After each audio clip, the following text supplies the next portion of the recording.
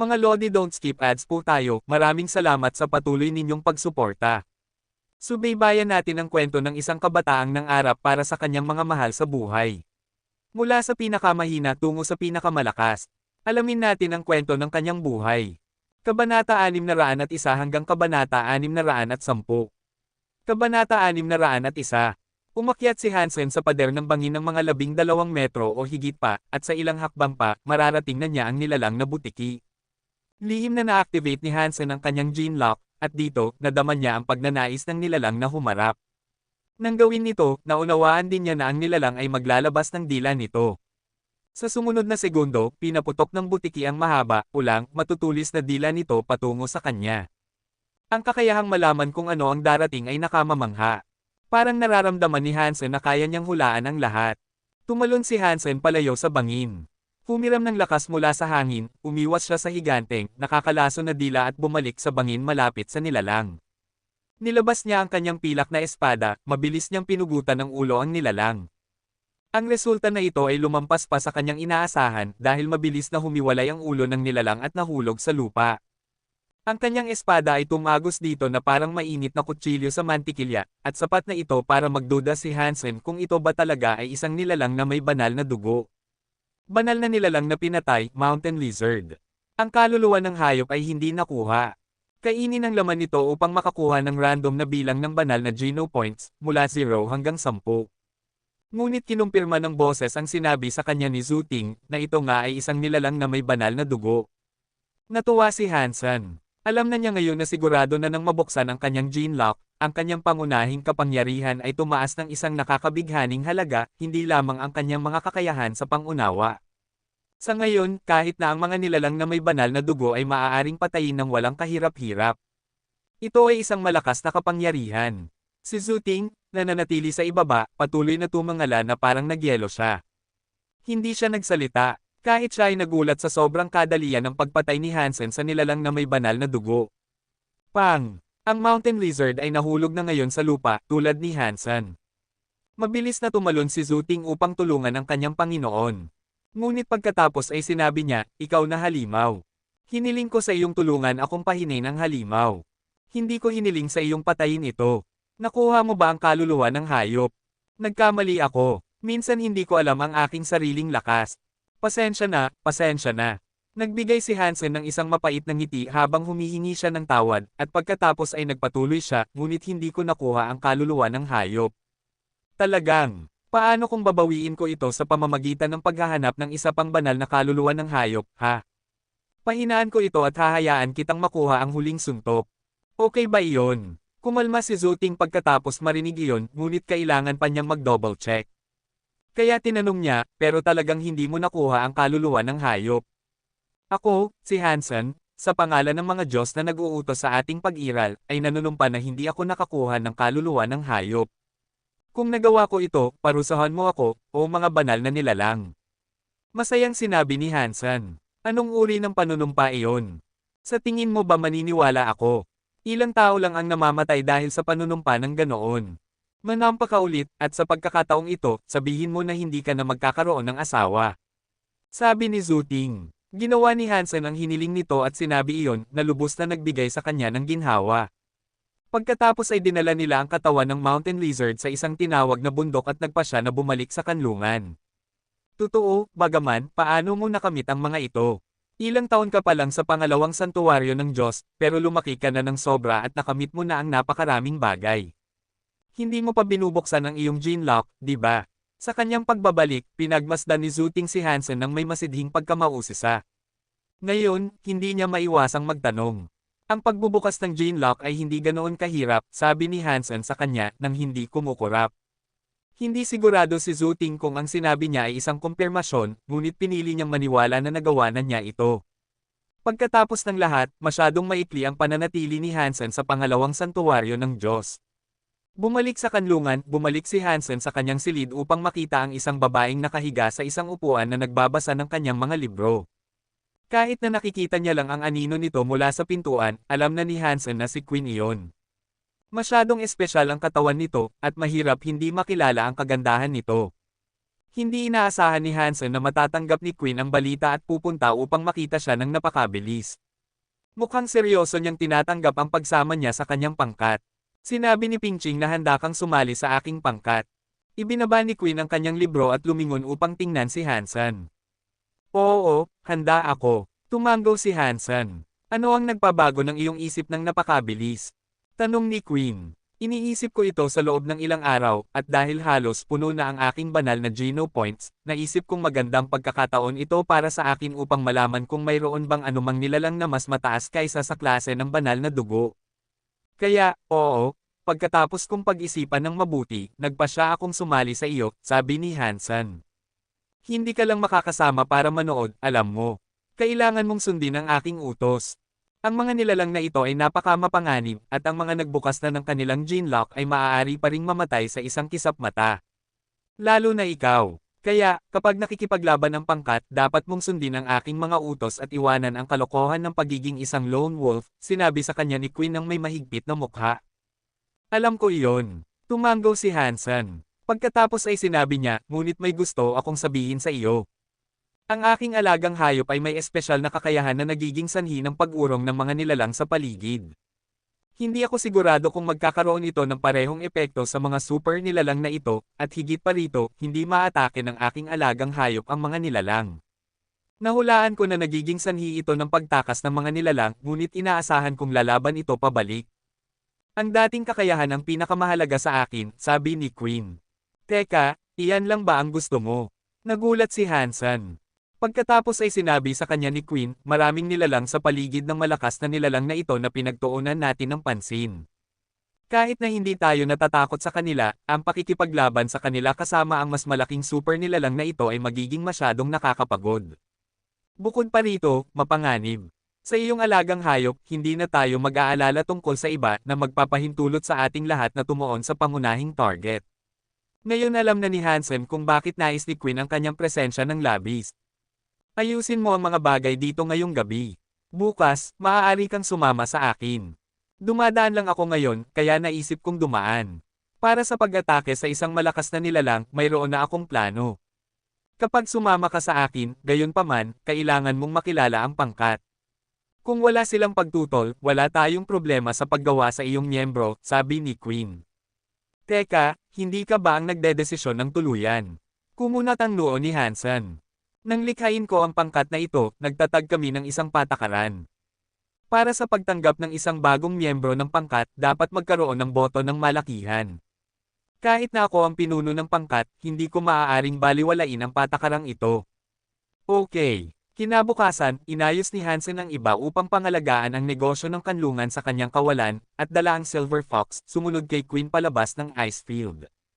Dala ang Silver Fox, hindi sila naabala ng anumang nakaharang na nilalang, at hindi nagtagal, nakarating sila sa tabing dagat. Doon, tumawag si Queen ng isang balyena para sa isang barko at sumakay dito kasama si Hansen. Ang Silver Fox ay talagang kahanga-hanga dahil walang nilalang sa dagat ang nagpasya na guluhin sila doon. Mukhang nasiyahan ito kay Queen dahil ngayon ay mas mabait na niyang tiningnan ang Silver Fox. Ngunit hindi nasiyahan si Hansen sa parehong pagtrato sapagkat ni minsan ay hindi siya kinausap ng babae sa buong paglalakbay nila. At ang paraan ng pagtingin niya sa kanya ay malamig. Naiintindihan ni Hansen na galit pa rin siya dahil sa nangyari noong araw na iyon. Alam ang kanyang lugar at kinikilala ang pangangailangan na bigyan siya ng espasyo, iniiwasan niyang makipag-usap sa kanya dahil sa takot na madagdagan ang tensyon sa pagitan nila. Naglayag sila sa dagat sa loob ng 2 araw bago nila nakita ang isang itim na isla sa abot tanaw. Dumiretso si Queen patungo rito, malinaw na minarkahan ito bilang kanyang patutunguhan. Kabanata 602. Habang papalapit sila sa isla, nakita nila ang 3 tao na nakatayo sa dalampasigan. 2 lalaki at isang babae, bawat isa ay nakasuot ng Beast Soul Armor. Mukhang pino at elegante sila, at malinaw na nakikita na hindi ordinaryong mga evolver ang mga ito. Ate, bakit ang tagal mo? Sigaw ng babae mula sa malayo. Ang babae ay medyo maliit, at sa kabila ng pagiging maganda, nagpakita ng kaunting katamarin. May bato sa daan, kaya kinailangan kong ipagpaliban ang aking pagdating ng ilang araw, paliwanag ni Queen. Kahit na isang mapagmataas na babae siya hindi makatwiran.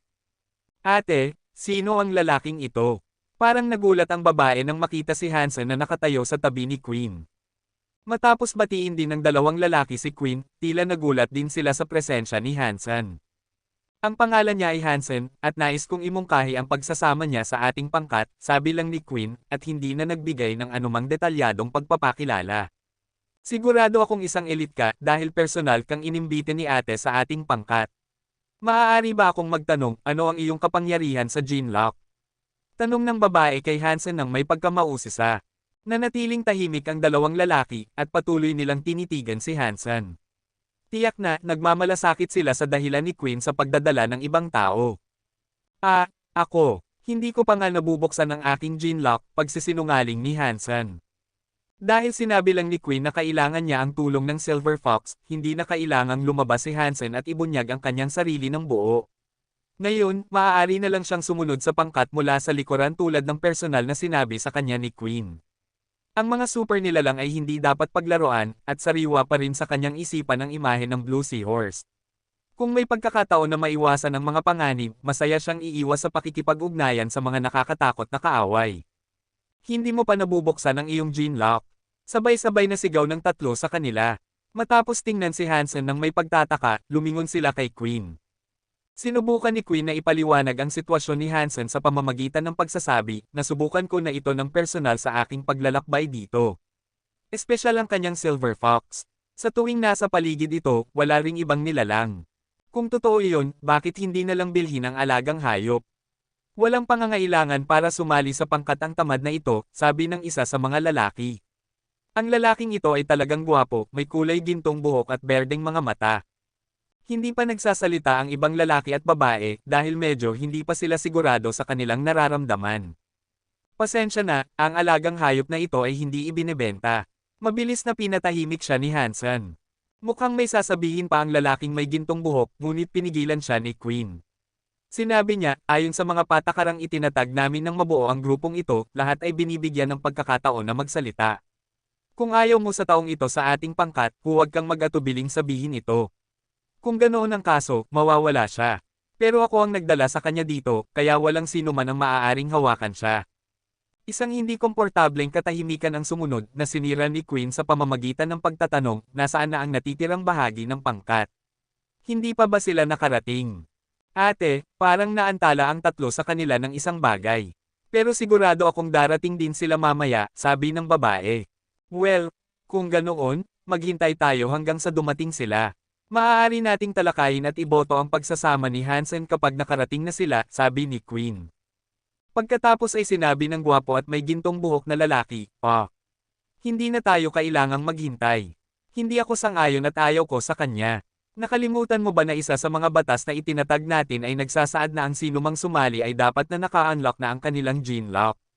Gusto ng lalaking ito na maging isang Klingon, gamit ang kanyang alagang hayop habang kumukuha siya ng benepisyo mula sa potensyal na pagpatay sa isang super nilalang. Naiintindihan ko, pero ang kanyang alagang hayop ay maaaring maging mahalaga sa ating kasalukuyang pakikibaka. Maaari tayong makatipid ng maraming problema, sagot ni Queen, tinitigan ng gwapo at may gintong buhok na lalaki ng kanyang matalim na tingin. Oo, Tyrant. Ang pagkakaroon ng isang tulad nito ay hindi masamang ideya. Sumang-ayon ang babae kay Queen, kaya sumali siya at sinubukang kumbansihin ang gwapo at may gintong buhok na lalaki. Ang gwapo at may gintong buhok na lalaki na tinawag na Tyrant ngayon ay mukhang malamig. Sinabi niya, mas gugustuhin kong maghirap kaysa ibahagi ang mga gantimpala ng pagpatay sa isang super nilalang kasama ang isang noob na hindi pa naka-unlock ang kanyang unang Genlock. Kumunat ang noo ni Queen sa pagiging matigas ni Tyrant tungkol sa pagbubukod ni Hansen sa pangkat. Tumanggo siya at sinabi, okay, sige. Kung ganoon ang magiging takbo ng mga bagay, iuuwi ko siya. Pagkatapos noon, sumakay ulit si Queen sa likod ng balyena kasama si Hansen. Humingi siya ng tawad sa kanya, at sinabi, pasensya na sa pag-aaksaya ng iyong oras. Walang kwenta ang paglalakbay na ito. Okay lang. Umiling si Hansen at nagbigay ng isang mapait na ngiti. Ayaw niyang ipagsapalaran ang kanyang buhay, at iyon ang dahilan kung bakit hindi niya inamin na naka-unlock na niya ang kanyang Genlock, ngunit hindi niya inaasahan na tatanggihan siya ng grupo at mabilis na tatanggihan. Kaka-rating lang niya dito, at ngayon ay iuuwi na siya. Hindi masaya si Hansen tungkol dito, ngunit hindi niya naisip na magandang ideya na aminin ang katotohanan ngayon. Kaya, inihanda niya ang kanyang sarili para bumalik sa bahay kasama si Queen. Habang naghahanda si Queen na umalis kasama ang balina, napansin ni Hansen ang pagdating ng isang taong nakasakay sa isang nilalang sa dagat. Mabilis siyang dumadaos-dos sa mga alon. Hindi nagtagal, nakarating na siya sa isla. Kakaiba, gayunpaman, mukhang malubhang nasugatan siya at natatakpan ng maraming paso. Marami ang nakabalot ng mga bendahe, ngunit kahit na ganoon, masasabi mong hindi siya nasa magandang kalagayan. Horny old man. Ayos ka lang ba? Nasaan si Shang-Ching? Bumaba si Queen, at nagtipon ang lahat sa paligid niya.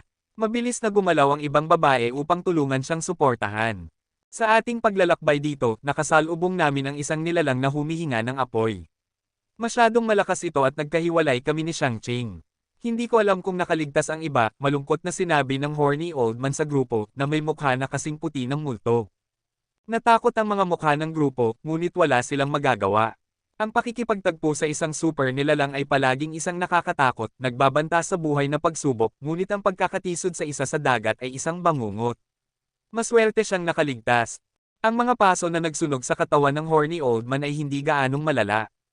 Tinulungan siya ng grupo na dalhin pababa sa dalampasigan at sinubukang gamutin ang kanyang mga sugat. Nang makita ni Hansen ang mga marka ng paso, hindi niya maiwasang tanungin ang kanyang sarili, nakasalubong ba nila ang Blue Seahorse? Lazy Cat, manatili ka dito at alagaan ang horny old man.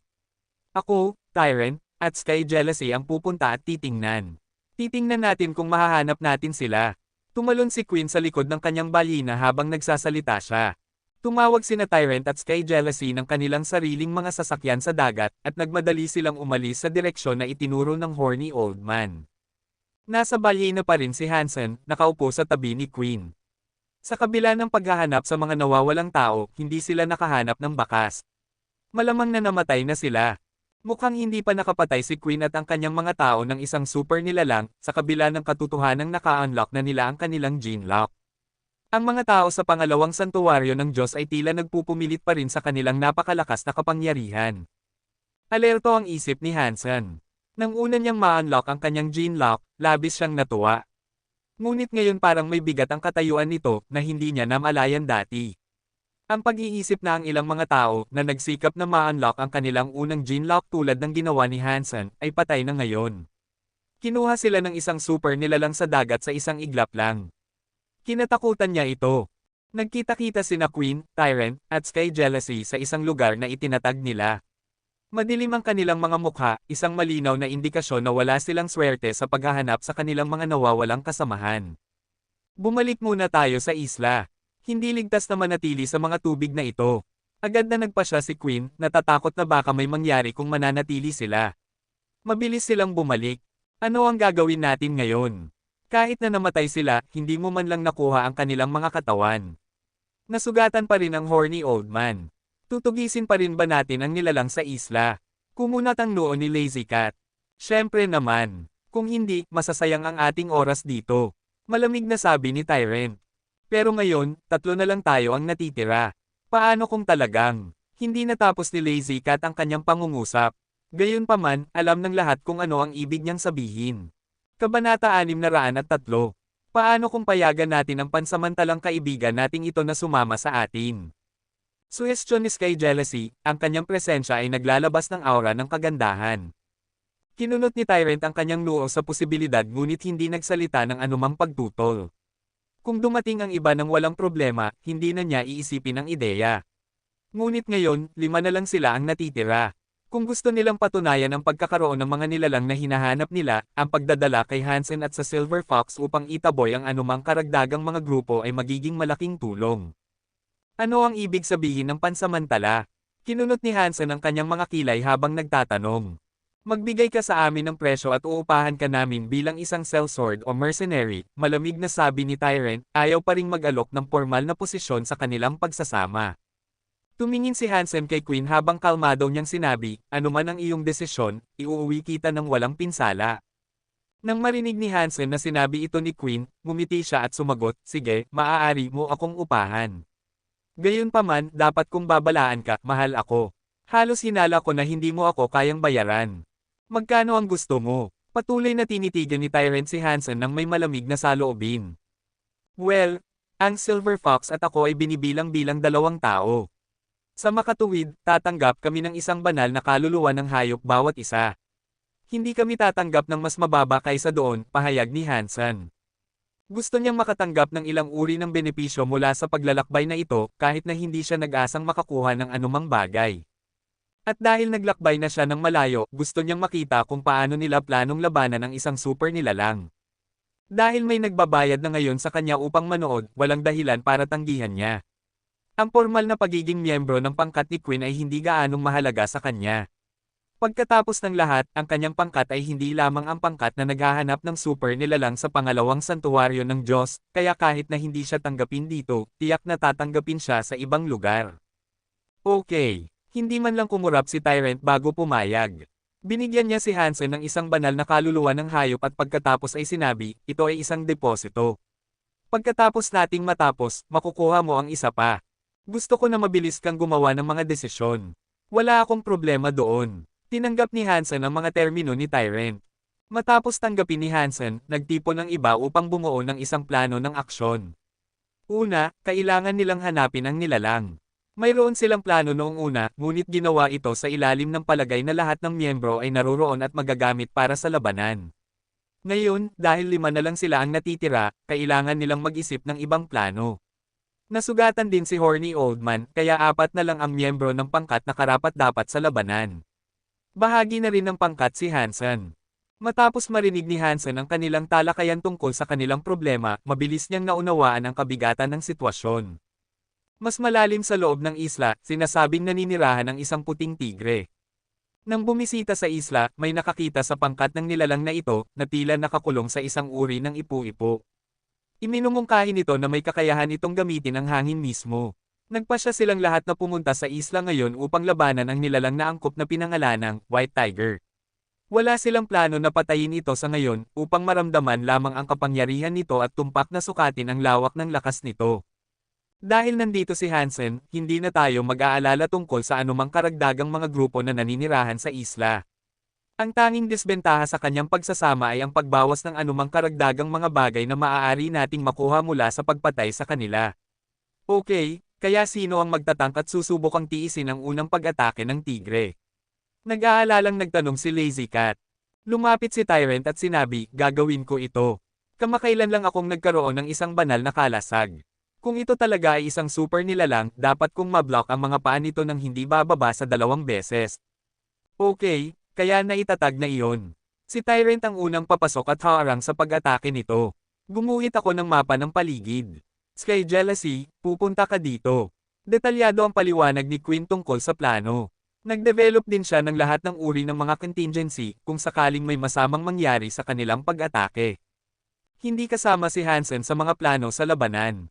Ang kailangan lang niyang gawin ay tumayo sa isang makatarungang distansya mula sa nilalang, hawak ang Silver Fox upang matiyak na walang ibang halimaw ang lalapit.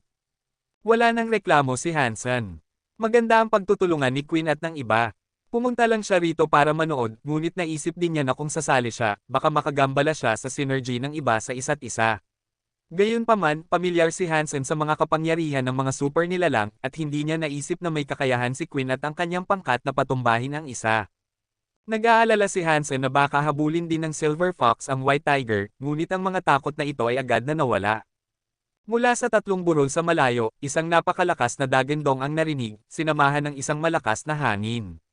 Walang alinlangan na ang White Tiger iyon, at dahil malapit pa rin ito, malamang na nangangahulugan ito na walang ibang super nilalang ang matatakot sa Silver Fox.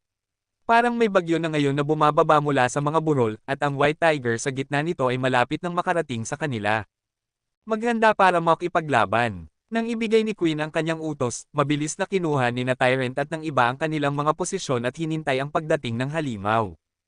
Dapat sana ay maraming ibang halimaw sa isla, ngunit ang tigre lang at ang hangin nito ang lumapit sa kanila. Walang ibang nilalang ang nakita, at pinahihintulutan nitong kumpirmahin ng iba ang kakayahan ng Silver Fox para sa kanilang sarili. Lihim na binuksan ni Hansen ang kanyang gene lock, na itinulak ang kanyang ika-7 pandama sa pinakamataas.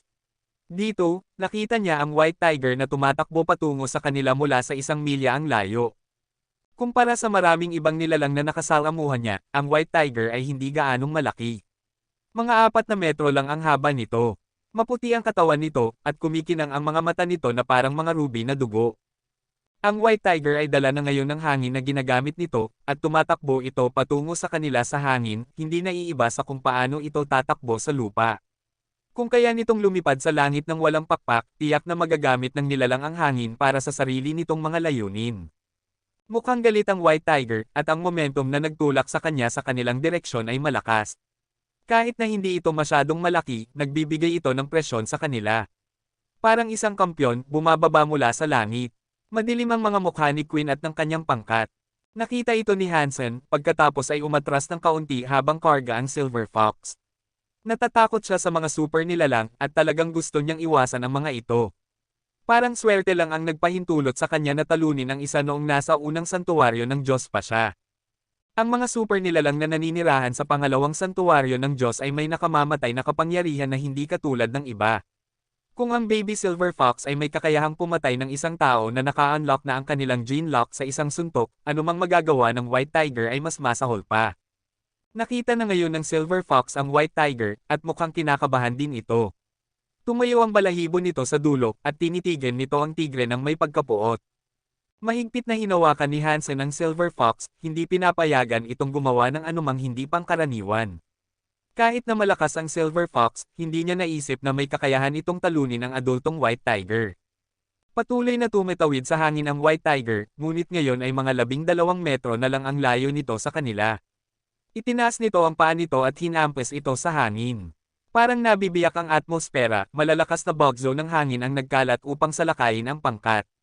Sumigaw si Tyrant at itinaas ang kanyang kalasag, ang kanyang katawan ay nakasuot ng gintong baluti. Ang kanyang kalasag ay nagpakita ng isang phalanx ng bakal na hinaharangan ang mga palaso ng hangin na papunta sa kanya. Dong! Matapos ang malakas na ingay, binuksan ni Tyrant ang kanyang mga mata upang makita ang kalasag sa kanyang mga bisig na nabasag. Isang banal na kalasag, nawasak sa isang iglap. Nasira rin ang kamay ni Tyrant. Malubha itong dumudugo, at may luha sa kanyang tenor space. Nagbago ang mga mukha ng mga miyembro ng pangkat. Ang kapangyarihan ng White Tiger ay mas malaki pa sa inaasahan nila, at isang paghaplos lang ng hangin na kontrolado nito ay sapat na upang sirain ang mga depensa ni Tyrant. Kabanata 604. Plan C. Sigaw ni Queen, habang kumikislap ang kanyang katawan ng kulay ube. Gumagalaw na siya. Ang katawan ni Tyrant ay kumikislap ng ginto, tulad ng isang banal na nilalang. Hawak niya ang isang malaking itim na sibat sa kanyang mga kamay, na ginamit niya upang itusok ang tigre. Si Lazy Cat ay kumilos din.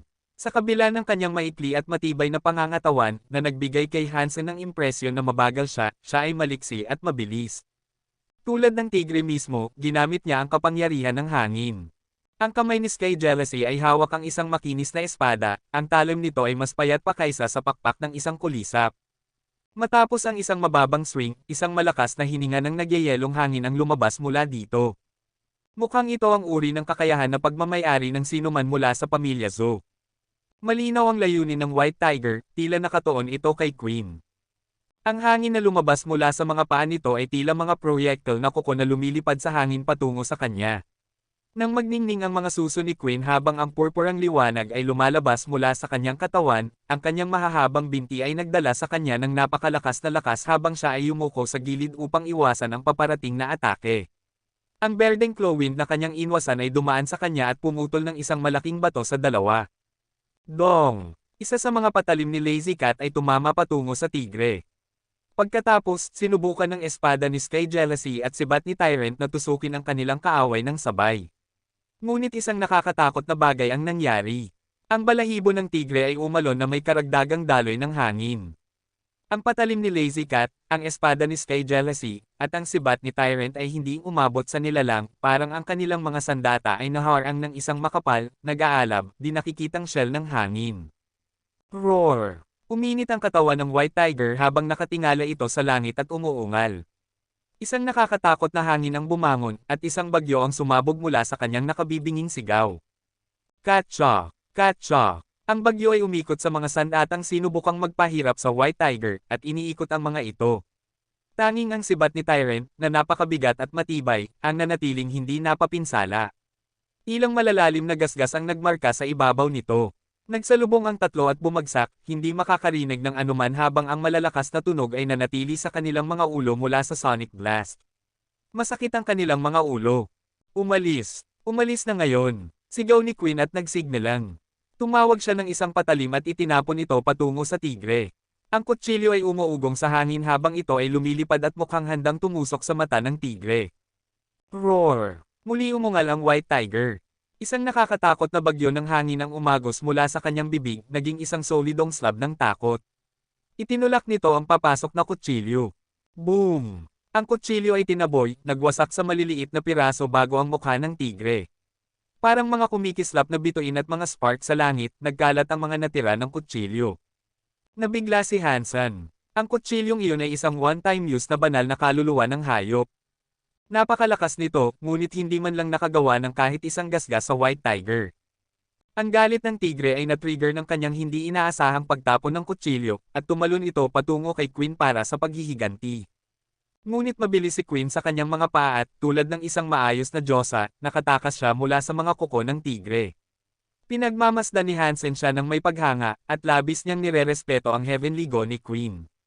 Kasing epektibo ito ng kanyang sariling Dangshan Sutra ngunit pareho silang nagbigay ng kani-kanilang mga benepisyo. Ang pagharap sa White Tiger na ito at pag-iwas sa mga atake nito ay patunay ng kanyang liksi. Sinundan ni na Tyrant at ang iba ang mga utos ni Queen at mabilis na bumalik at tumakas mula sa halimaw.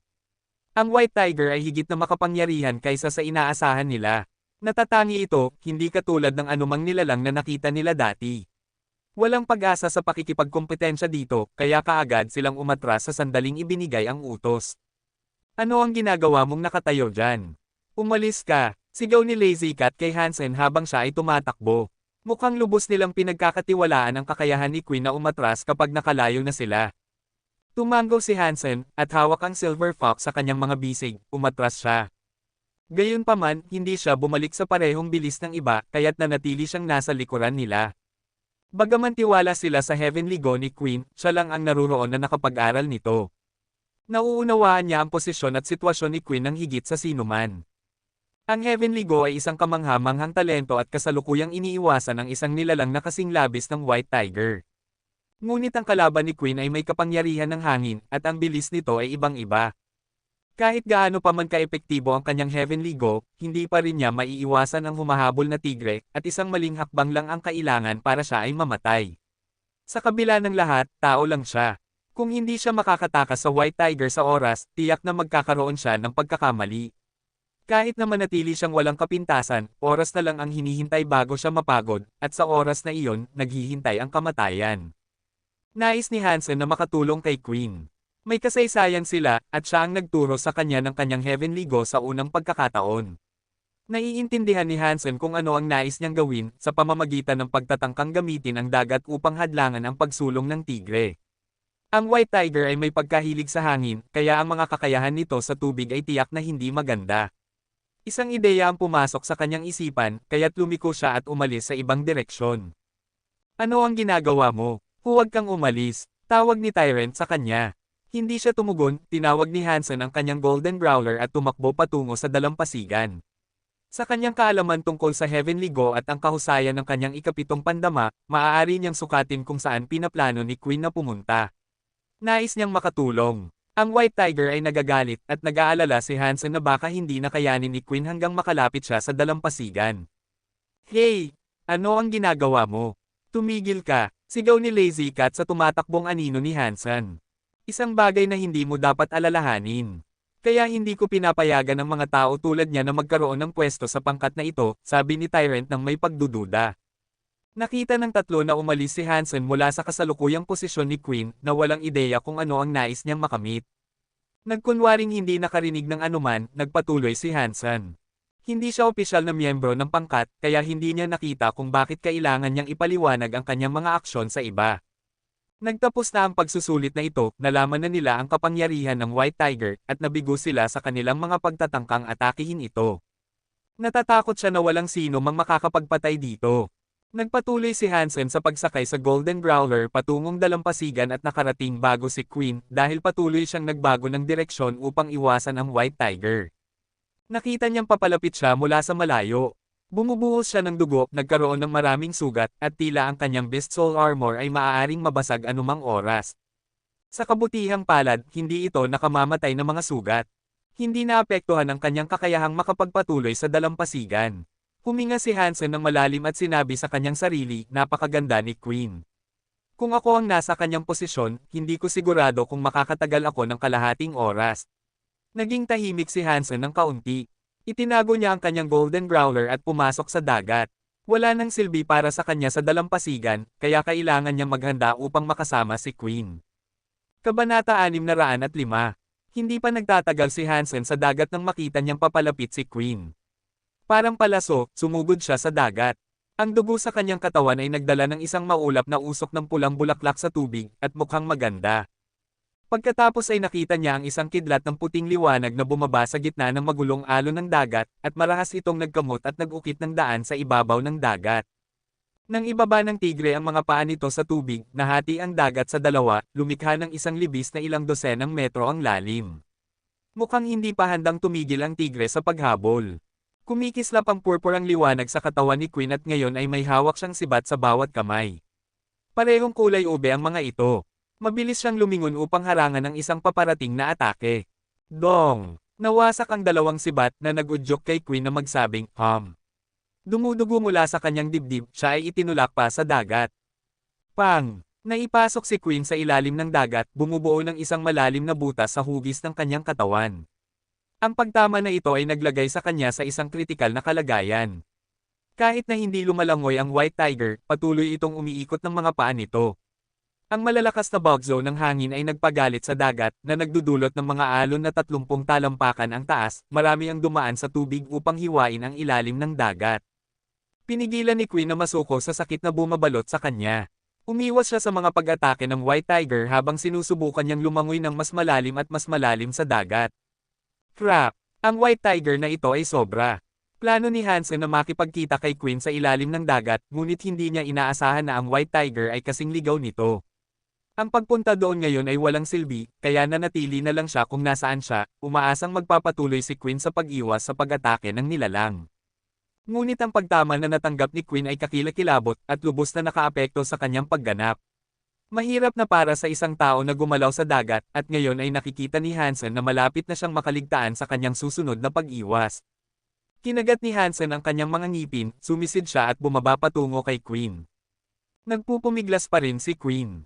Napansin niya ang isang anino na papalapit sa kanya, at matapos niyang pumikit ng mas malinaw, nakita niyang si Hansen iyon. Hinailan ni Hansen si Queen ng mas malalim sa dagat. Napakagaling niyang gumalaw sa dagat, kaya mas mobile siya kaysa kay Queen sa ilalim ng tubig. Hawakan mo ako. Inilagay ni Hansen si Queen sa kanyang likod at sinabi sa kanya na hawakan ang kanyang baywang. Pagkatapos, ng buong bilis, tumakbo siya patungo sa mas madilim na tubig. Hindi masyadong handang sumuko ang White Tiger, kaya patuloy itong nagpapadala ng mga nakamamatay na bagyo sa dagat. Ngunit si Hansen ay parang isa sa mga merfolk habang lumalangoy siya sa ilalim ng dagat ng may malaking bilis, walang kahirap-hirap na umiiwas sa bawat pag-atake ng tigre. Mahigpit na nakahawak si Queen kay Hansen, at nakaramdam siya ng pagkaantig. Hindi niya kailanman inaasahan na pupunta si Hansen at ililigtas siya tulad ng ginawa niya. Kahit na nasa dagat, ginagamit ni Hansen ang pagbuo na itinuro sa kanya ng Damshan Sutra. Patuloy siyang gumalaw at nagpalit ng posisyon upang umiwas sa tigre habang siya ay naglalakad dahil ang bilis lang ay hindi sapat. Ngunit gayunpaman, hindi pa rin handang pakawalan sila ng White Tiger. Hindi hanggang sa umabot sila sa lalim na 80 metro na tumigil ang tigre sa pag-atake. Sa lalim na iyon, kahit na ang mabangis na mga bala ng hangin ay hindi na makakasakit sa kanila. Ngunit patuloy pa ring humahabol ang White Tiger dahil saan man lumangoy si Hansen, nasa itaas ang tigre. Hindi ito susuko sa biktima nito ng madali, at tiyak na hindi nito hahayaang lumangoy sila pataas sa ibabaw. Crap! Aso ba ito? Nakalangoy na si Hansen ng 300 metro ang lalim nang hindi maalis ang paghabol nito. Sinumpa niya ito sa kanyang puso at nagpatuloy sa paglangoy ng mas malalim. Matapos lumangoy ng kalahating oras, si Hansen ay nasa 500 metro ang lalim. Ngunit wala pa ring silbi. Mula sa itaas ng maalat na tubig, patuloy na pinagmamasdan sila ng tigre. Naghahanda na si Hansen na lumangoy ng mas malalim, ngunit pagkatapos ay napansin niyang may mali kay Queen. Lumingon siya upang tingnan ito, at hindi maganda ang hitsura ng mukha nito. Gayunpaman, hindi ito dahil sa mga sugat na natamo nito dahil nahihirapan itong huminga. Nabigla si Hansen. Matapos niyang matutunan ang Damshan Sutra, nakapaghinga na siya sa ilalim ng tubig. Kahit ang Silver Fox ay may ganitong kakayahan. Sa kasamaang palad, wala si Queen. Kung hindi siya nasugatan, maaari siyang manatili sa ilalim ng dagat ng ilang oras, ngunit tinamaan siya sa dibdib. Nasira ang kanyang baga, na nagpapahirap sa kanya na manatili sa ilalim ng tubig tulad ng dati. Kinumpas ni Queen si Hansen, sinasabi sa kanya na nais niyang bumalik sa ibabaw. Hindi lang siya gusto bumalik para huminga, kundi upang bigyan din si Hansen ng pagkakataong makatakas sa kanilang kasalukuyang problema. Hinayla siya ni Hansen at umiling. Tumingin siya sa mga mata nito, hinawakan ang mukha nito, at hinalikan ang mga labi nito. May kaaya-ayang lasa ang halik nito. Nanlaki ang mga mata nito nang makita si Hansen na ang mukha ay nasa harap mismo ng mukha nito. Ngunit mabilis niyang naunawaan kung ano ang sinusubukan niyang gawin. Hindi niya sinubukang itulak siya pabalik tulad ng una niyang nais, at sa halip ay nilamon ang kaaya-ayang lasa na ibinibigay sa kanya. Hindi na siya nahihirapan huminga at nakaramdam siya ng lakas. Nang maibsan ang kanyang katawan, itinulak niya si Hansen at muli niyang hinawakan ang baywang nito. Pagkatapos ay lumangoy sila ng mas malalim. Nang hindi na makahinga si Queen, masayang nagbigay si Hansen ng mas maraming hangin sa kanyang baga.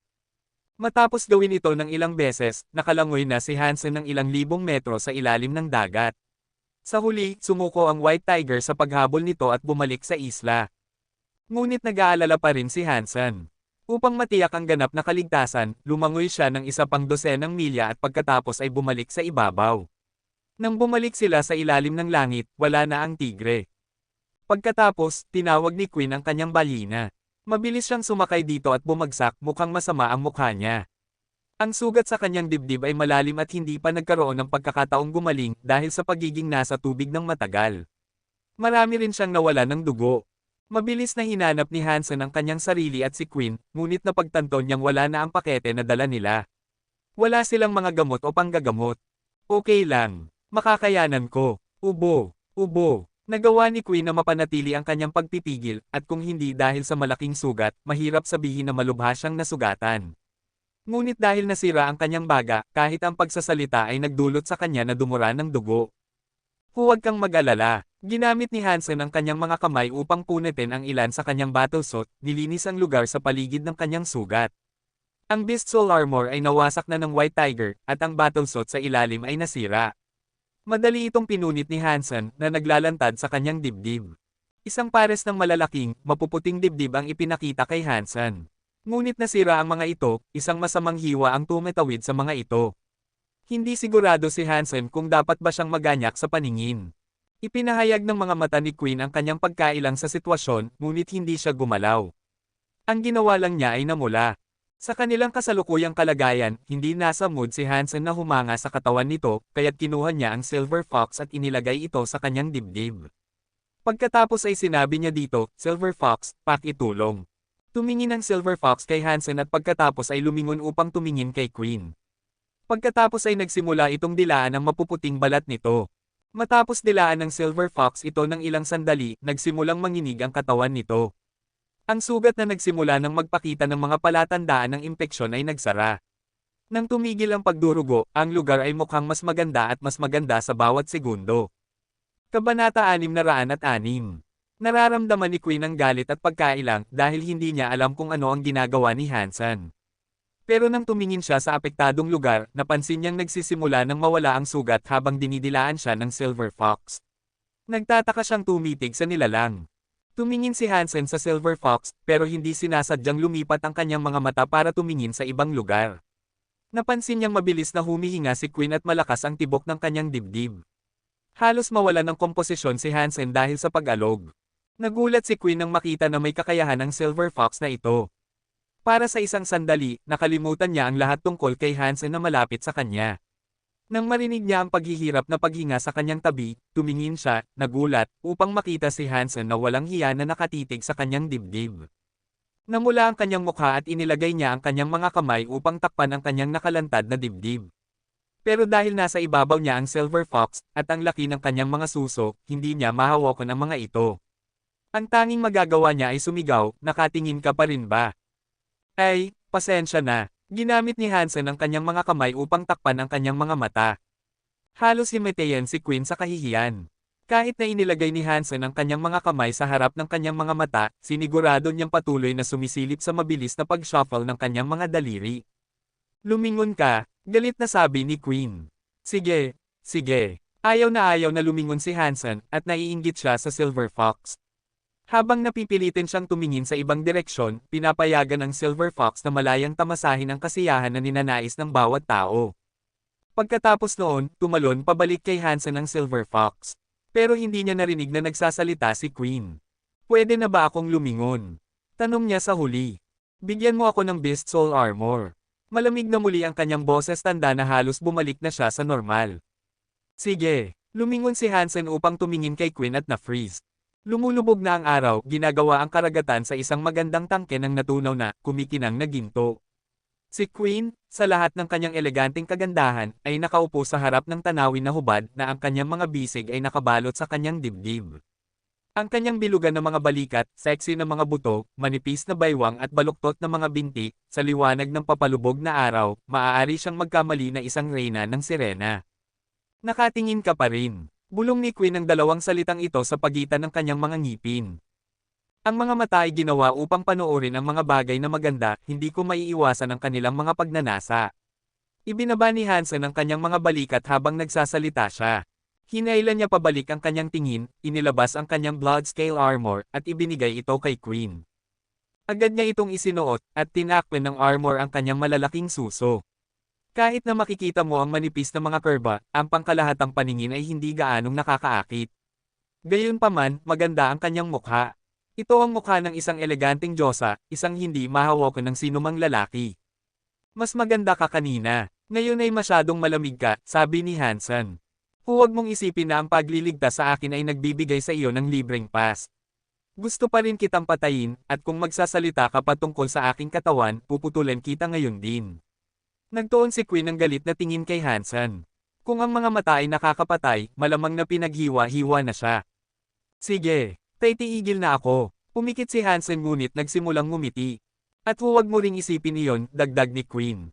Ang ngiti na ibinibigay sa kanya ni Hansen ay hindi matatagalan, na nagpapapaniwala sa kanya na mayroon siyang naaalala na walang karapatan siyang gawin. Natatakot ako na hindi ko magagawa iyon. Ang isip na ito ay akin, ngunit hindi ko lubos na makontrol kung aling mga paboritong pastula ng neurological ang nais nitong maglakbay. Binuksan ni Hansen ang kanyang mga mata habang nagsasalita siya. Kinagat ni Queen ang kanyang mga ngipin at wala nang sinabi. Mukhang galit siya, bagaman. Sa tingin ko mas maganda ka kapag galit ka, mukhang medyo pambabae ka, sabi sa kanya ni Hansen. Naisip ni Queen na malamang na may ginawa siyang talagang masama sa kanyang nakaraang buhay upang makilala si Hansen sa buhay na ito. Pinunit ni Hansen ang mga damit mula sa kanyang katawan nang huling magkita sila, at halos gawin niya ulit iyon. Parang lahat ng kanyang pinakakahiyahiyang mga sandali ay patuloy na nangyayari kay Hansen. Sa huli, napatahimik ni Queen ang kanyang kalooban at naging malamig na muli. Nagpasya siyang subukang huwag maging masyadong mainitin ang ulo, baka mangyari ang mas nakakahiyang bagay. Pagkatapos ng lahat, iniligtas siya ni Hansen. At kakilakilabot ang pakiramdam niya kung gagawa siya ng masama sa kanya.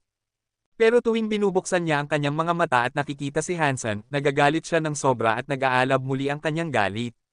Kaya, lumingon siya at nagpasya na tumingin sa dagat sa halip na kay Hansen. Tinanong niya, nasaan tayo? Hindi ko alam. Ang pangunahing layunin ko ay ang pag-alis sa White Tiger, kaya gumawa ako ng maraming liko-liko. Hindi ko na nga alam kung nasaan ang isla, kumurap si Hansen. Kumunat ang noo ni Queen at sinabi, iwanan mo ang iyong Silver Fox dito. Babalik tayo, pero sa ngayon, kailangan nating kumuha ng pagkain. Walang problema, kaya kung alagaan iyon. Inilagay ni Hansen ang Silver Fox sa likod ng balyena at pagkatapos ay tumalon sa tubig mag-isa. Ilang sandali lang, bumalik siya, dala ang isang isda na 2 talampakan ng haba. Hinubad at tinanggal niya ang mga buto nito. Pagkatapos, pinutol niya ang karne sa manipis na hiwa at kinuha ang isa. Kaya ko, naisip ni Queen na ibinibigay sa kanya ni Hansen iyon. Pero bago pa siya tumanggi, napansin niyang ibinibigay pala ni Hansen iyon sa Silver Fox. Mabilis niyang isinara ang kanyang bibig at namula. Ay, gusto mo ba? Pwede kitang bigyan. Narinig ni Hansen ang kanyang kalahating pangungusap, kaya kinuha niya ang isa pang hiwa at dinala ito sa kanya. Sige, buksan mo ang iyong bibig. Parang sisubog na si Queen dahil mas lalong dumadaloy ang dugo sa kanyang mukha. Mahigpit niyang kinagat ang kanyang panga at walang sinabi. Pagkatapos ay lumipat siya upang umupo sa likod ni Hansen.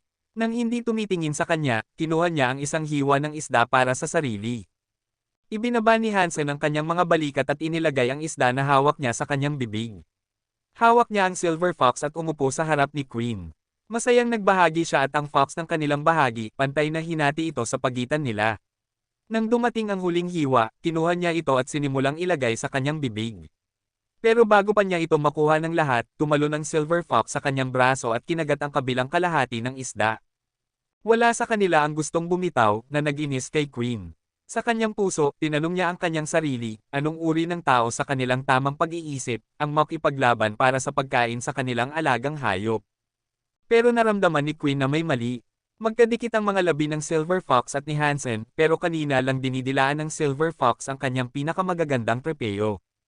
Biglang namula ang malamig na mukha ni Queen. Lumingon siya at pumunta sa ulo ng balina at tumingin sa karagatan. Ano ba ang ginawa kong ikagalit niya ngayong beses? Nagulat si Hansen dahil naglalaro lang siya sa Silver Fox. Wala siyang ideya kung bakit galit na naman ito. Sa ngayon, pareho na nilang kinilala na nawawala sila. Nakalangoy na ang balina ng kalahating araw at walang bakas ng lupa. Kabanata 607. May isang higanting nilalang na lumalangoy sa dagat na halos kahawig ng isang gumagalaw na isla. Nakita ito ni Hansen at Queen at hindi man lang nila magawang huminga at ini-steer nila ang balina sa ibang direksyon para maiwasan ito. Dahil nasa barko ang Silver Fox, ang tanging nilalang na malamang na makaharap nila ay mga sobrang makapangyarihan. Nawala ang dalawa sa dagat ng kalahating buwan, at ito ang pangalawang beses na nakakita sila ng nilalang na tulad nito. Mabuti na lang, hindi sila pinansin ng mga nilalang at patuloy na naglalakad sa direksyon na kanilang tinatahak.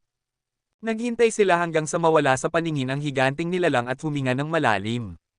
Pagkatapos ng isa pang kalahating araw, biglang nakakita si Hansen ng isang bagay na berde sa abot tanaw. Maaaring ito ay isang isla, naisip niya. Naligtas na tayo. May isla sa malayo. Kahit na walang tao roon, makakahanap tayo ng totoong pagkain. Sa lahat ng panahong ito na nakalutang, ang iniinom lang natin ay dugo ng isda. Nasusuka na ako. Masaya rin si Queen sa balitang ito.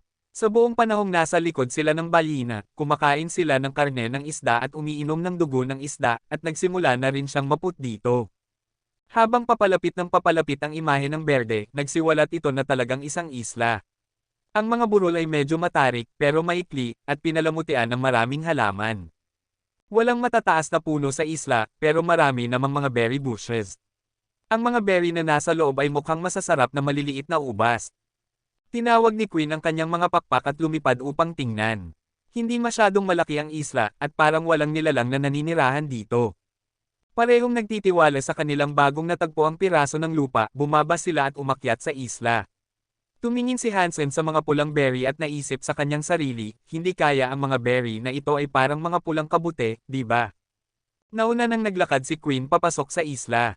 Pagkatapos ng maikling paghahanap, nakakita siya ng isang pond na nakatago sa gitna ng mga burol.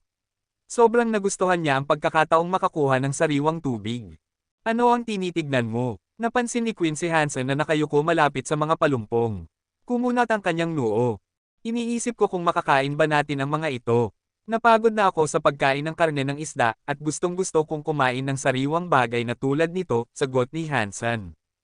Huwag kang basta-bastang kumakain ng mga bagay. Manatili tayo sa isda, sabi sa kanya ni Queen. Kahit na naiinis na rin siya sa karne ng isda, hindi lahat ng halaman sa mundo ay ligtas para sa pagkonsumo ng tao. Mukhang masarap ang mga berry, pero sino ang nakakaalam kung magdudulot ba ito ng problema kung kakainin? Sa tingin ko okay lang sila. Sasabihin kong okay lang na kainin natin sila. Patuloy na pinagmasdan ni Hansen ang mga berry, at mula sa kaalaman na natanggap niya mula kay Professor Sun, sigurado siyang okay lang itong kainin. Hindi pinansin ni Queen si Hansen at bumalik lang sa dagat upang mangisda. Masaya na siya na makaluto ng karne ng isda, at mas maganda iyon kaysa sa panganib na kainin ang mga kakaiba at hindi kilalang berry. Kahit na sigurado si Hansen na okay lang itong kainin, hindi siya kumuha. May isang tanong na nag-aapoy sa isipan ni Hansen. Bakit ang mga berry, kahit na nakakain, ay tumutubo ng sagana sa isla? At bakit ganap na hindi ito hinahawakan? Habang nasa dagat sila, nakakita sila ng maraming ibon na lumilipad sa itaas. At gayunpaman, walang anumang nasa malapit na lugar ng isla na ito. Nagpapapaniwala ito kay Hansen na may mali. Pinigilan ni Hansen ang pagnanais na subukan ang mga berry, at nagpa siya na maglakad-lakad sa paligid ng isla, alamin kung ano ang kaya niyang malaman, at makita kung makakakita siya ng anumang kakaiba tungkol sa lugar na kanilang napuntahan. Hindi masyadong malaki ang isla, at isang ordinaryong tao ay makakalakad sa paligid nito sa kalahating araw. Dahil nasa ibabaw si Hansen ng Golden Growler, kasama ang kanyang mga kakayahan, hindi nagtagal ay na-scope out na niya ang lugar. Kahit na hindi masyadong malaki ang isla, kakaiba ang mga burol sa loob. Ang mga mabatong burol ay hindi masyadong mataas, mga 20 metro ang taas, at mula sa malayo, maaari silang magkamali ng mga overgrown pineapples. Ang pinakakakaiba ay kung gaano kapareho ang bawat burol sa isa't isa. Umakyat si Hansen sa isang burol at tumingin sa paligid. Sa pinakamataas na burol, nakita niya ang isang halaman na parang lotus. Mukhang isang ordinaryong lotus na may 7 dahon at isang usbong sa gitna. Puti rin ito. Kumunat ang noo ni Hansen. Ang mga lotus ay karaniwang tumutubo sa tubig o hindi bababasa sa napakabasa na lupa. Hindi pa siya nakakakita ng isa na tumutubo sa isang burol na nagpapapaniwala sa kanya kung talagang isang lotus ba ito. Dahil isang halaman lang ito, hindi naisip ni Hansen na matatakot siya. Dala ang silver fox, nagpa siya siyang umakyat sa burol. Nang makarating siya sa tuktok, maayos niyang tiningnan ang 7 bulaklak. Sa mas malapitan na pagtingin, nakumpirma ni Hansen na talagang isang lotus ito. Ang mga puting talulot nito ay nakatiklop sa paligid ng lotus cup na nasa loob na kasing laki ng kamao. Ito ay naiiba sa karaniwang mga berde dahil ang tasa na ito ay puti rin sa loob. Semi-transparent ito, at maraming pulang buto ang nasa loob. Gayunpaman, hindi ito masyadong malaki na nagpapahiwatig na hindi pa ito ganap na hinog. Habang patuloy na pinagmamasdan ni Hansen ito, tumalon ang silver fox mula sa kanyang mga bisig. Ginamit nito ang sariling ilong upang amuyin ang lotus at kumurap na parang tao. Pagkatapos, mausisa nitong inikat ang lotus na parang sinusuri ang bulaklak. Pagkatapos ng ilang sandali, nagpa siya ang silver fox na humiga sa tabi nito. Silver fox, gusto mo bang sabihin sa akin kung ano ang ibig sabihin nito? Tanong ni Hansen, habang nakatingin sa silver fox na may nagtatakang ekspresyon. Kung gusto ng silver fox na kumain ng isang bagay, karaniwan na niyang nilulunok ito ng walang pag-iisip. Hindi pa siya naghintay ng kanyang pagkain dati. Ang mukha ng silver fox ay nagpapahiwatig na gusto nitong kainin ang halaman, ngunit patuloy lang itong humiga sa tabi nito. Hindi sigurado si Hansen kung ano ang iniisip nito. Gusto mo bang maghintay hanggang sa mahinog ito? Naisip ni Hansen ang posibilidad na ito at tinanong ang silver fox. Pero hindi makasagot ang silver fox. Ang tanging ginawa nito ay pumikit at patuloy na humiga roon. Halos parang binabantayan nito ang lotus plant, parang isang bantay aso. Nakita ni Hansen ang usok na tumataas malapit sa baybayin, na nagsasabi sa kanya na nakakuha na si Queen ng ilang isda at malamang na niluluto na ito. Nang abutin niya ang silver fox, mabilis itong tumakbo palayo na parang ayaw nitong umalis. Pagkatapos ay umupo ito, hindi gumagalaw. Kahit na gusto mong maghintay hanggang sa mahinog ito, matagal pa iyon. Walang nakikipaglaban para dito, kaya kumain na tayo ng pagkain at bumalik.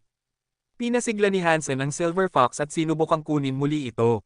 Pero muli, tumanggi ang silver fox na gumalaw. Wala itong balak na iwanan ang lotus at tila determinado sa kanyang desisyon na bantayan ang halaman. Dahil wala siyang magagawa, nagpa siya si Hansen na maglakad pabalik sa baybayin.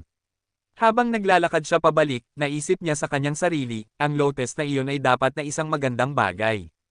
Kung hindi, bakit siya magiging matigas ang ulo at manatili roon?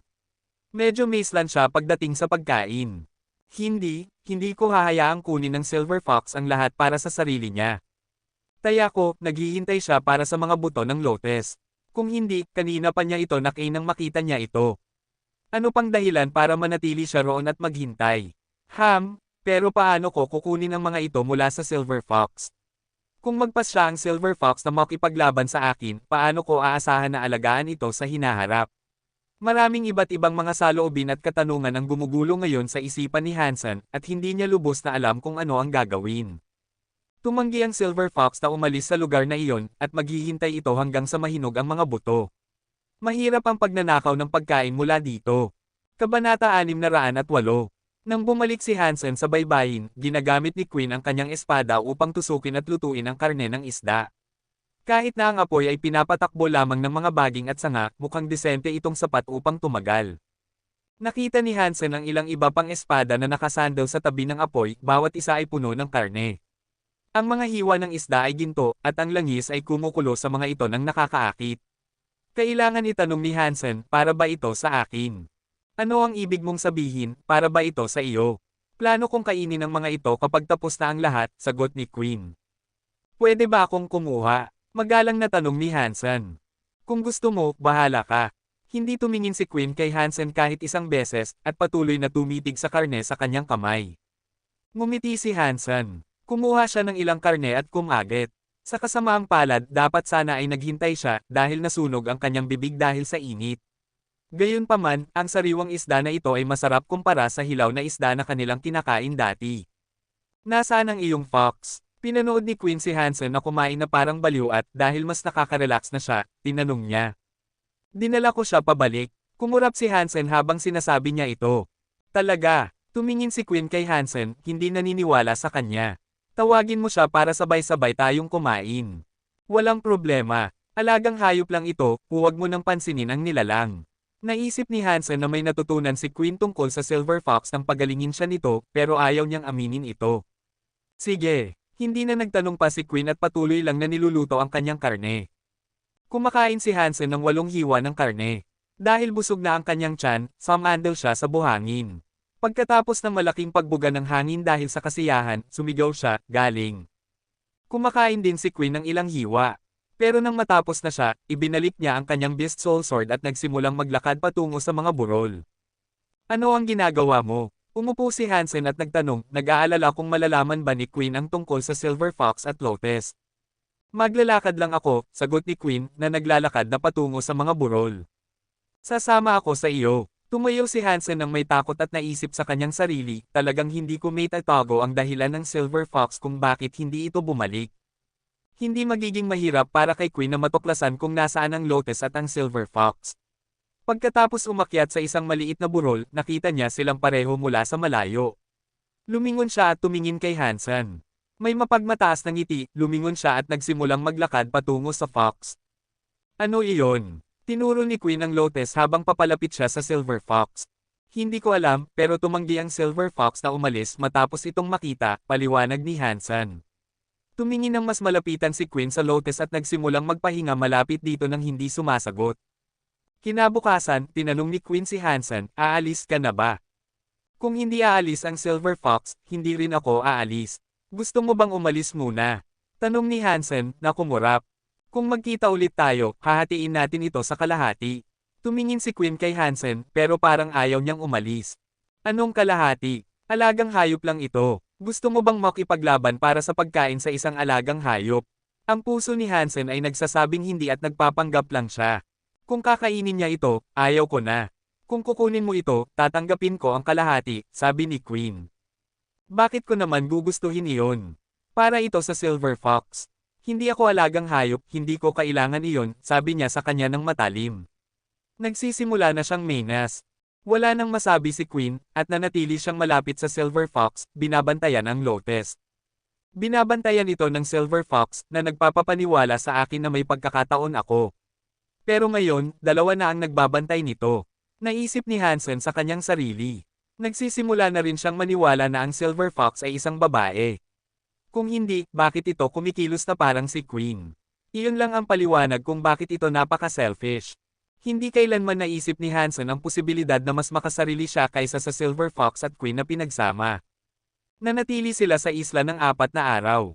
Ang mga puting bulaklak ay nagsimulang malanta, pero dahan-dahan lang. 2 talulot lang ang nahuhulog sa isang araw. Dahil napakarami nito, langit lang ang nakakaalam kung gaano katagal bago malanta ang buong bagay. Lumalaki rin ang mga buto ng Lotus sa loob. Mukhang mga kristal ng dugo, at patuloy na lumalaki. Naglalabas sila ng kaaya-ayang amoy, at ang pag-amoy nito ay nagdudulot ng kaginhawaan at pagpapahinga sa kanilang isipan. Tiyak na isang magandang bagay iyon, pero paano ko kukunin ang lahat ng buto nang hindi napapansin ni na Queen at ng Silver Fox? Araw-araw na pinagmamasdan ni Hansen ang Lotus, habang nagpaplano na kunin ito mula sa iba. Hindi sigurado si Hansen kung kaya niyang talunin silang dalawa, kung hindi, kukunin niya na lang ito. Makalipas ang kalahating buwan, nahulog na ang lahat ng mga talulot. Ang lotus mismo ay parang isang plato na ngayon. Ang mga kristal ng dugo na buto ay napakalaki at puno, mukhang mga ruby na kasing laki ng itlog ng kalapati. Hindi pa rin nakakagawa ng ideya si Hansen na magpapahintulot sa kanya na maangkin ang mga buto, pero bigla na lang nakarinig siya ng tili ng isang ibon. Nakita niya ang isang berde at asul na ibon na hindi masyadong naiiba sa isang peacock. Dahil hindi alam kung saan ito nanggaling, nakita ni Hansen na mabilis itong lumilipad sa paligid ng langit na tumitili ng malakas hanggat kaya nito. Mukhang natatakot din ito sa kanilang tatlo na nagpigil sa pagnanais nitong bumaba. Kinakabahan na ngayon ang Silver Fox. Tumayo ito at tumingin sa peacock sa langit na parang kaaway ito. Nagulat sina Hansen at Queen. Naiintindihan nilang malamang na isang super creature ito dahil hindi ito gaanong nag-aalala sa presensya ng Silver Fox. Ito ang nagpadilim ng kanilang mga mukha. Patuloy na umiikot sa kanila ang peacock sa langit, tumangging umalis. Pero ayaw din itong bumaba. Parang naghihintay ito na mahinog ang mga buto, tulad din nila. Saan nanggaling ang ibon na iyon? Bakit ito nasa dagat? Naisip ni Hansen na ang Silver Fox at Queen lang ang nakikipagkumpetensya sa kanya para sa mga buto. Kung nanatili ang mga bagay sa ganoong paraan, may pagkakataon pa rin siyang makakuha ng ilan sa mga ito. Pero ngayon dahil may super creature sa paligid, sino ang nakakaalam kung ano ang mangyayari? Marahil kahit ang kombinasyon ni Hansen at ng Silver Fox ay hindi sapat upang labanan ang super creature. Habang nalulungkot si Hansen dahil sa mga saloobin na ito, biglang nakarinig siya ng isang tunog sa baybayin. Tumingin siya sa karagatan, at pinanood niyang kumulo ang tubig. Lumitaw ang isang lobster na may lilang shell na 12 metro ang haba. Nanatili itong nakalutang sandali na tumatawag ng mga mataas na alon. Pagkatapos ay lumipat ito upang ikutin ang isla nang hindi masyadong lumalapit. Nina. Isa pa, ilang nila lang ang gustong magkaroon ng mga buto na ito. Nararamdaman ni Hansen ang pagkabigo. Hindi niya alam kung kailan at saan lilito ang isa pang super creature pero sa kabutihang palad, wala nang nagpasya na magpakita. Bukod sa peacock at lobster, walang bakas ng isa pang darating upang makipagkumpetensya para sa kanilang mga buto. Dahil ang isa sa kanila ay kumuha ng dagat at ang isa ay kumuha ng langit, imposible na siyang makatakas ngayon. Umatras na tayo. Kung mapapalibutan tayo, wala tayong magagawa para labanan sila, kalmadong sabi ni Queen. Silver Fox, halika. Sigaw ni Hansen sa Silver Fox, na may seryosong tono. Natatakot siya na kung mananatili ang Silver Fox dito upang magbantay, mabilis itong mapapalibutan ng dalawang super creature. Kahit na isang super creature din ito, limitado ang lakas nito. Kabanata 609. Sa kabutihang palad, hindi masyadong matigas ang ulo ng Silver Fox. Sa kabila ng pagnanasa nito sa mga buto, tumalon pa rin ito sa mga bisig ni Hansen ng tawagin. Humugat ng malalim na hininga si Hansen, at kasama si Queen, tumakbo palayo. Hindi rin sila lumapit sa dagat, kaya itinago nila ang kanilang mga sarili sa isang nakatagong lugar malapit sa paanan ng mga burol. Di nagtagal pagkatapos nilang umalis, lumipad pababa ang ibon na parang peacock patungo sa lugar kung saan sila naruroon.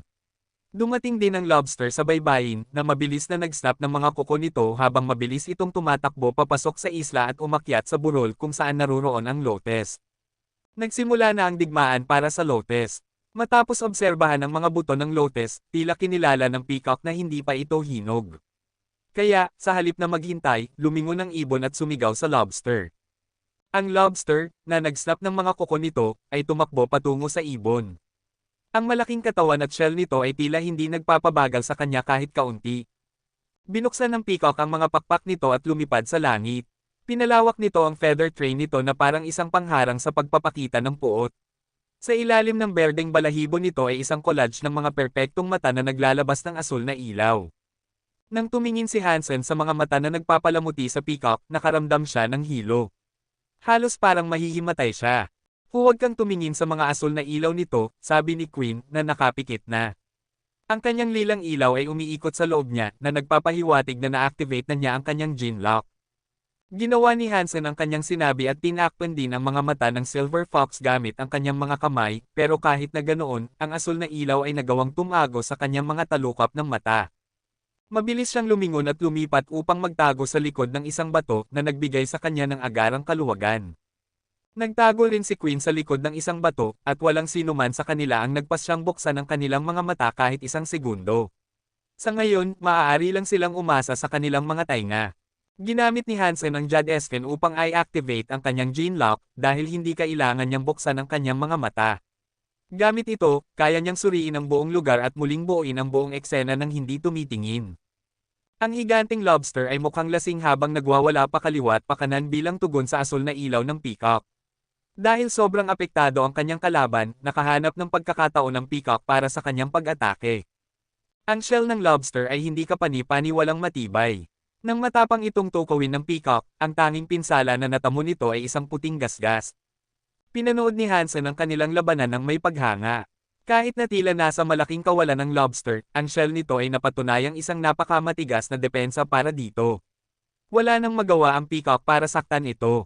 Gayunpaman, patuloy na nagdudulot ng hilo sa lobster ang asul na ilaw mula sa mga mata sa buong balahibo ng peacock.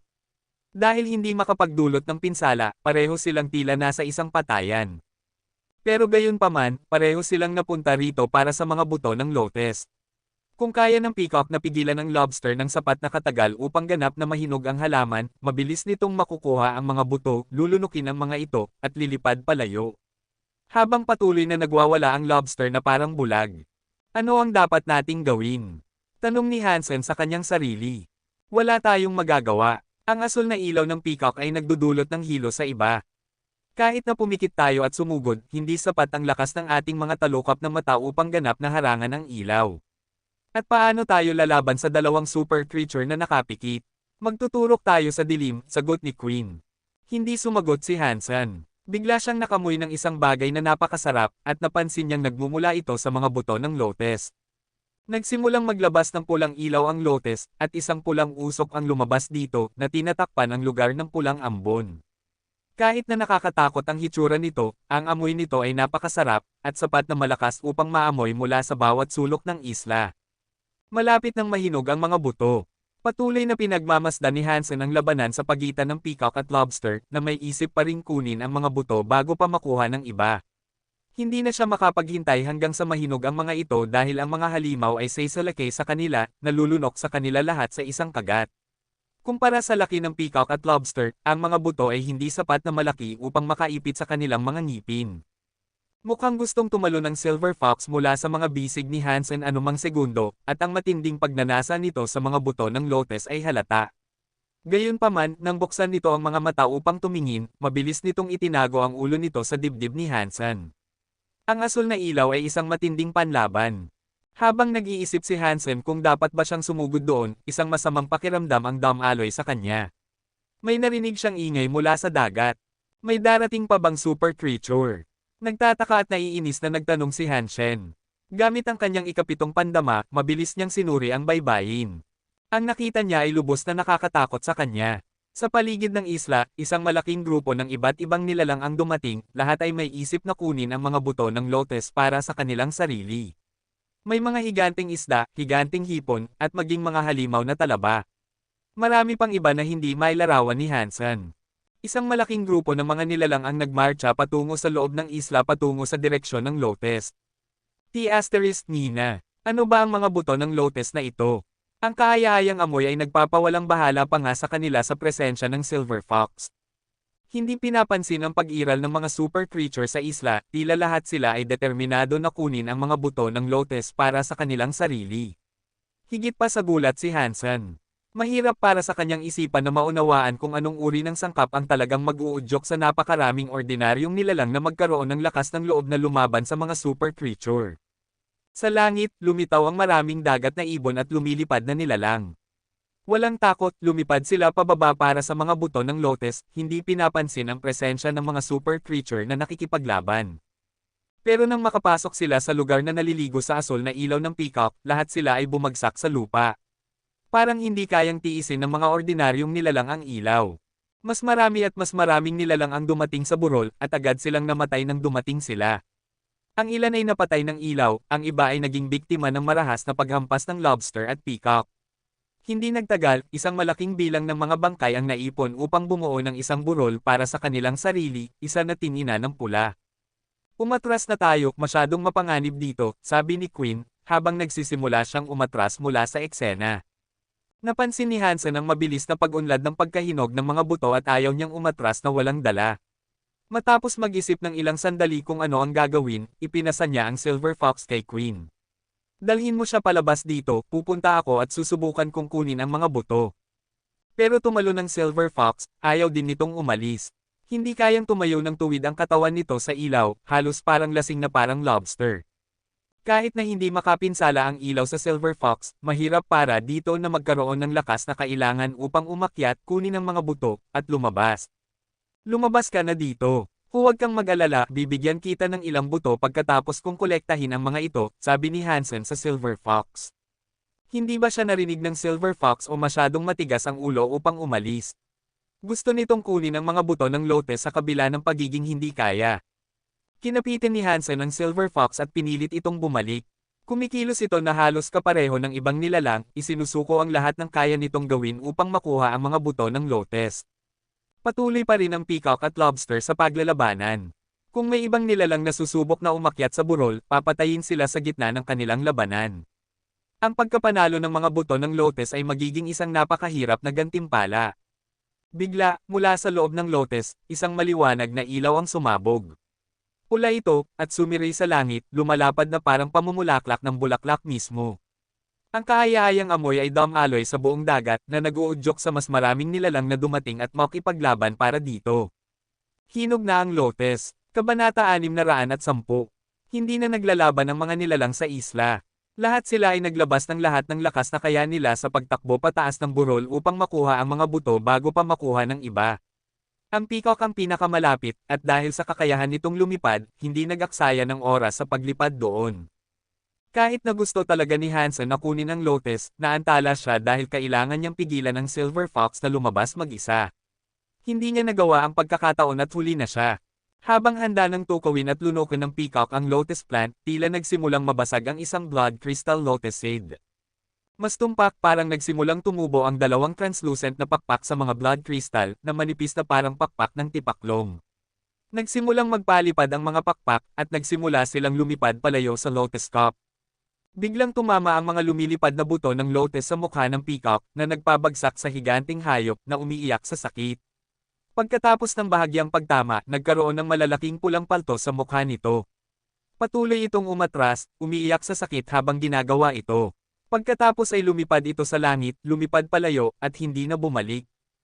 Tila hindi pinansin ng lobster ang nangyari sa peacock, at sa halip ay nagsikap na kunin ang lugar nito at kainin ang lotus. Pero sa sumunod na segundo, lumipad muli ang mga blood crystal. Sumugod sila sa shell ng lobster. Malakas na umungal ang lobster. Matapos matanggap ang pagtama, kahit na ang lobster ay nagpasya na umatras. Sa isang iglap, tumakbo ito palayo na nagmamadaling bumalik sa dagat. Naging bato si Hansen sa kanyang kinatatayuan, nakikita na ang mga pulang kristal na bagay ay hindi talaga mga buto ng lotus. Mga pulang wasps pala ito, na hugis parang maliliit na ruby na hiyas. Ang dulo ng bawat wasp ay may nakamamatay na sungay. Nakita ni Hansen na tinutusok ng mga wasps ang shell ng lobster at mga balahibo ng peacock na parang wala lang. Ang malaking paltos na lumitaw sa mukha ng peacock ay nagpapakita kung gaano ito nakakalason. Ang pagtakbo ng mga super creature tulad ng peacock at lobster dahil sa takot ay nagpadala ng panginginig sa buong gulugod ni Hansen. Ngayon, nagpapasalamat siya na hindi siya nakarating doon bago ang iba pang nilalang. Kung nataman siya ng isa sa mga wasps na iyon, mas malala pa ang kanyang kalagayan. Maraming blood crystal wasps ang lumilipad na ngayon mula sa lotus. Hindi sigurado si Hansen kung ang halaman mismo ang nagsilang sa mga blood crystal, o kung kamakailan lang ay nagtanim ng mga itlog ang isang ina na wasp. Pero kahit na ano ang pinagmulan nito, malinaw na isang malupit na bitag ito, at hindi ito magbibigay sa kanya ng anumang pakinabang. 18 wasps ang lumipad na ngayon mula sa lotus, dala ng kanilang manipis na mga pakpak. Ang lason ng kanilang lason ay kasing panganib sa isang ordinaryong nilalang tulad ng sa isang super creature. Ang mga kahihinatnan ng pagkakasaksak ay kakilakilabot. Una, isang malaking paltos ang mabubuo. Pagkatapos, ang mga buto ay magiging likido. At sa wakas, ang katawan mismo ay mamamaga, lalaki ng lalaki hanggang sa sumabog na parang imbakan ng nana at dugo. Kapag ang mga nilalang ay natapunan ng sobrang lason, kahit na ang epekto nito sa kanila ay hindi kasing nakamamatay ng isang direktang saksak, ang kanilang mga katawan at mukha ay naiwang paso pa rin ng malalaking paltos. Tumakas. Kinapitin ni Hansen ang Silver Fox at tumakbo pababa sa dalampasigan. Ang mga blood crystal wasps ay nakakatakot na mabilis, at hindi alam ni Hansen kung kaya bang tiisin ng kanyang katawan ang kanilang saksak. Dahil wala na ang ilaw ng peacock, parehong nagawang buksan ang kanilang mga mata ng Silver Fox at Queen. Ang dating kaaya-ayang amoy ay naging mas magaan, at tila nagising ang lahat ng nilalang mula sa kanilang dating pagkahilo. Dahil sa takot, lahat ay tumakas sa nakakatakot na bitag ng mga wasps. Dahil sa napakaraming nilalang na nakakalat na patay at duguan, ang isla ay parang isang piraso ng impyerno mismo. Ang bilang ng mga namatay na nilalang ay tiyak na hindi mabilang sa araw na ito. 2 tao at isang fox ang tumakbo patungo sa karagatan. Walang nilalang ang naglaban sa isa't isa, o nag-isip man lang na pag-atakehin ang mga tao. Ang pagtakas lang ang nasa isip ng lahat sa sandaling iyon. Akala ko makakakuha ako ng ilang pakinabang mula sa Lotus Stingy na iyon, hindi ko alam kung gaano kalaking pagkakamali ang gagawin ko. Parang tanga si Hansen. Nang lumingon siya upang tingnan kung ano ang nangyayari sa likuran niya, bumagsak ang kanyang panga. Isa sa mga wasps ang patungo sa kanilang direksyon. Parang isang pulang, nag-aapoy na meteor, papalapit ito sa kanila sa isang nakakatakot na bilis. Kapag ang mga tao ay malas, may posibilidad silang mabulunan kapag umiinom ng tubig. Dahil sa napakaraming ibang nilalang na malaya para sa iyo na kunin, bakit ka ba pumunta sa amin? Nawala na ang lahat ng pag-asa sa puso ni Hansen. Naging matibay ang katawan ni Hansen, nag-aapoy ng lahat ng lakas at kapangyarihan na mayroon siya. Ang kanyang puso ay tumitibok na parang ritmo ng kulog. Habang ang kanyang ikapitong pandama ay umabot sa isang bagong antas, nagsimulang kumulo ang kanyang dugo. Napansin ni Queen na hindi mas mabagal si Hansen kaysa sa kanya, na nagulat siya. Kung hindi pa nai-unlock ni Hansen ang kanyang gene lock, walang paraan na makakasabay siya sa kanya. Pero hindi ito ang oras upang tumigil at tanungin siya tungkol sa kanyang panlilinlang. Kaya kinagat niya ang kanyang mga ngipin at patuloy na tumakbo ng mabilis hanggat kaya niya. Habang patuloy silang tumatakbo, napansin niyang mas bumibilis pa si Hansen. Di nagtagal, naunahan na niya ito. Pagkatapos ng ilang sandali, nasa unahan na siya, hindi na siya makakasabay sa kanya. Napansin din ni Hansen na ang kanyang bilis ay tila tumaas ng malaki simula nang buksan niya ang gene lock. Kahit na hindi binigyan siya ng Jad-esque ng kapangyarihan upang manipulahin at gamitin ang yelo, ang dami ng lakas na nakuha niya ay tila mas malaki kaysa sa natatanggap ng karamihan sa mga tao pagkatapos buksan ang kanilang gene lock. Pero nawala ang kanyang kagalakan nang mapansin niyang papalapit ng papalapit ang pulang wasp. Positibo si Hansen na ang target nito ay silang tatlo. Kung hindi sila ang target nito, hindi sana ito sumunod sa kanila ng ganoon. Pero hindi lubos na sigurado si Hansen kung sino sa tatlo ang pangunahing target nito. Siya ba? Ang Silver Fox ba? O si Queen ba? Maghiwalay tayo. Sigaw ni Hansen kay Queen bago pumunta sa ibang direksyon. Tulad ng kanyang hinala, lumingon ang wasp nang gawin niya iyon. Ang target nito ay talagang si Hansen. Nina. Talagang papunta ito sa akin at sa Silver Fox. Kahit na inaasahan niya ito, hindi maiwasang magmura si Hansen. Masyadong mabilis ang mga wasps. Sa kabila ng kanyang sobrang bilis, nahabol na ngayon ni Hansen ang wasp. Ginawa ng wasp ang unang pag-atake nito. Gamit ang lahat ng kanyang lakas, naiwasan ito ni Hansen habang pinapanatili pa rin ang kanyang bilis. Napakaliit ng blood crystal wasp, mahirap itong subaybayan sa bilis na kanilang parehong pinatakbo. Kung hindi dahil sa hindi kapani-pani walang ikapitong pandaman ni Hansen, malamang na isang malaking paltos na siya. Kahit na nahihirapan siyang sundan ang wasp gamit ang kanyang mga mata, ginamit niya ang Dangshan Sutra at ginamit ang kanyang mga damdamin upang matukoy kung kailan at saan susugod ang wasp sa susunod. Matagumpay niyang naiwasan ang bawat pagtatangkang saksak. Ang Silver Fox, na nakasandal pa rin sa dibdib ni Hansen, ay medyo alerto. Kumidlat ang kulog sa mga mata nito, pero kahit gaano man ito kasipag, masyadong mabilis ang wasp para sa thunder shock nito. Hindi sigurado si Hansen kung gaano katagal pa siya makakapagpatuloy. Ang tanging magagawa niya ay patuloy na umiwas sa kanyang paglalakbay patungo sa dalampasigan. Kailangan niyang makapasok sa dagat kahit na ano.